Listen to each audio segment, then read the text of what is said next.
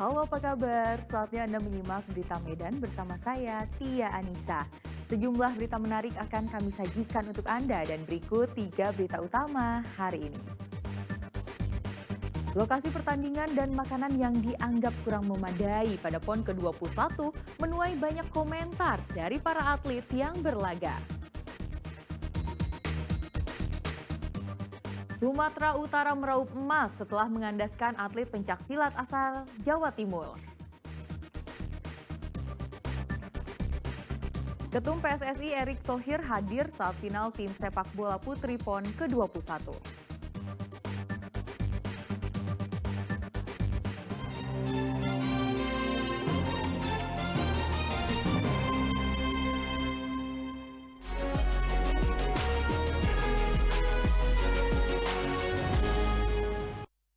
Kita ke informasi pertama.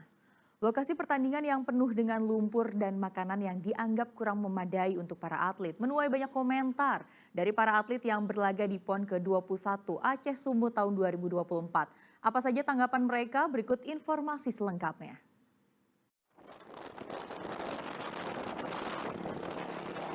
Menjadi penyelenggara acara besar olahraga nasional, yaitu PON 21 tahun 2024 telah menjadi kebanggaan pemerintah provinsi dan warga Sumatera Utara. Pemerintah provinsi telah banyak melakukan sejumlah pembangunan dan renovasi fasilitas olahraga untuk venue PON. Sejumlah infrastruktur pendukung juga telah disiapkan. Namun sayangnya masih tampak beberapa ketidaksiapan dalam memenuhi berbagai fasilitas tersebut. Seperti yang jadi perhatian dan viral, keadaan jalan menuju lapangan voli di Sport Center yang penuh lumpur. Apalagi lokasi pertandingan belum sepenuhnya rampung. Hal itu tentunya mengundang keluhan, kritik, dan saran dari para atlet. Transportasi dan akomodasi sudah cukup baik. Cuma kalau dari segi venue sendiri, menurut saya masih belum siap dan masih dalam tahap pembangunan. Bisa dilihat dari sekitar sini yang masih belum rapi lah untuk venue PON. Karena PON pertama saya sangat excited untuk Sampel Grande sendiri. Kita punya penginapan yang menurut saya sudah cukup nyaman. Terus untuk sarapannya, untuk semua makanannya juga sudah termasuk standar. Tapi itu pedes-pedes juga ya, jadinya agak nggak cocok sama perut kita juga. Kalau aksesnya sih sekarang udah lumayan Pak, yang parah kemarin tuh ya, sebelum mulai itu kan becek banget, kayak bener-bener banyak genangan, banyak air, terus jalannya juga masih licin kan. Kalau sekarang udah Mbak itu, kalau saya pribadi sih masih banyak merasakan banyak yang debu-debu ya, otomatis kan ini belum selesai ya Mbak, jadi kan masih banyak debu-debu ya, tapi ya gimana lagi Mas.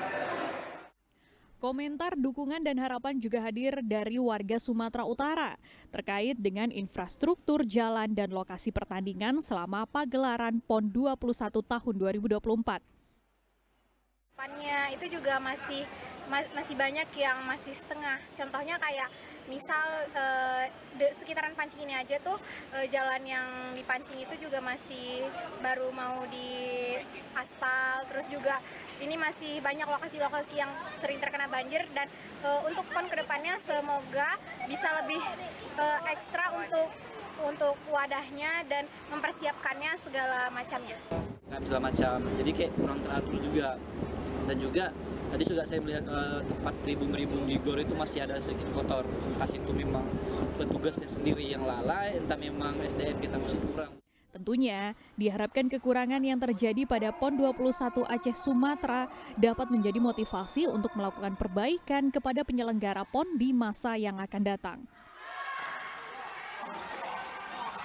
Muhammad Hamdani melaporkan dari Deli Serdang. Ketidaksiapan yang mengakibatkan fasilitas tak memadai diakui Ketua Harian Panitia Besar PON Wilayah Sumatera Utara. Salah satu alasannya akibat berbagai persiapan dan pembangunan baru dimulai Agustus lalu.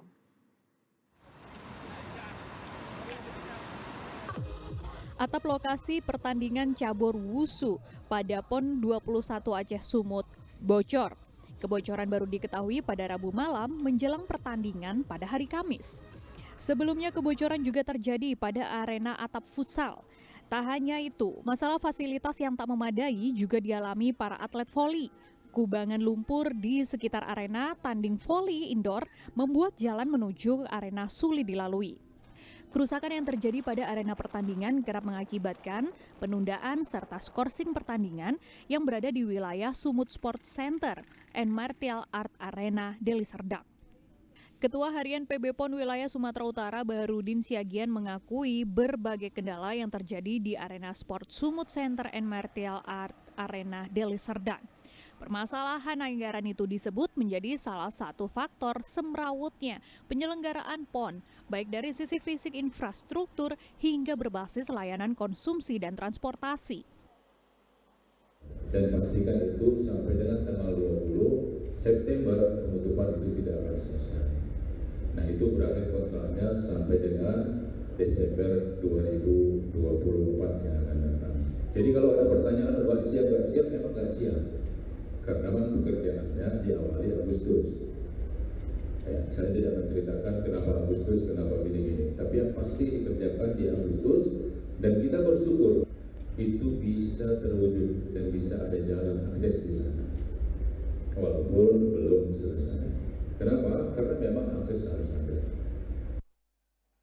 Berbagai upaya perbaikan fasilitas dan pelayanan masih terus dilakukan dalam perampungan seluruh arena, termasuk diantaranya layanan kontingen dan atlet hingga penutupan PON tanggal 20 September mendatang. Tutia Lewelubis melaporkan dari Medan. Sementara Menteri Pemuda dan Olahraga Dito Aryo Tejo meminta maaf kepada semua pihak terkait tidak maksimalnya koordinasi yang menyebabkan fasilitas dan layanan penyelenggaraan PON ke-21 di Aceh dan Sumut tidak maksimal. Menanggapi fasilitas dan infrastruktur yang kurang memadai pada penyelenggaraan PON ke-21, Menteri Pemuda dan Olahraga Dito Aryo Tejo angkat bicara. Dito meminta maaf kepada semua pihak terkait tidak maksimalnya koordinasi yang menyebabkan fasilitas dan layanan penyelenggaraan PON 21 di Aceh dan Sumut tidak maksimal. Dito menyebut sudah melakukan monitoring venue olahraga termasuk infrastruktur. Pihaknya meminta bantuan Menteri PUPR untuk mengebut pengerjaan infrastruktur pendukung, akses dan stadion. Menteri Pemuda dan Olahraga juga menanggapi informasi yang beredar tentang adanya dugaan penyelewengan dana PON 21 Aceh Sumut. Jadi kita sudah memonitoring untuk venue olahraga baik di Aceh dan Sumut itu sudah hampir 100% semuanya untuk venue olahraganya. Tapi memang yang beredar di masyarakat ini kami melihat banyak sekali ada beberapa yang aksesnya yang belum selesai. Nah ini memang sebenarnya tupoksi kerjasama antara ada yang daerah, ada yang pusat. Sebenarnya kalau infrastruktur pendukung itu mayoritas itu harus dilakukan daerah. Tapi saat ini kami sudah tidak melihat mana tugasnya mana. Kita langsung turun tangan. Kemarin langsung 2 hari lalu setelah saya dari Aceh itu minta tolong Pak Menteri PUPR segera membantu. Dan alhamdulillah baik dari infrastruktur pendukung, akses dan juga stadion semua sudah dikebut. Ini dengan kolaborasi juga bersama dengan TNI dan Polri.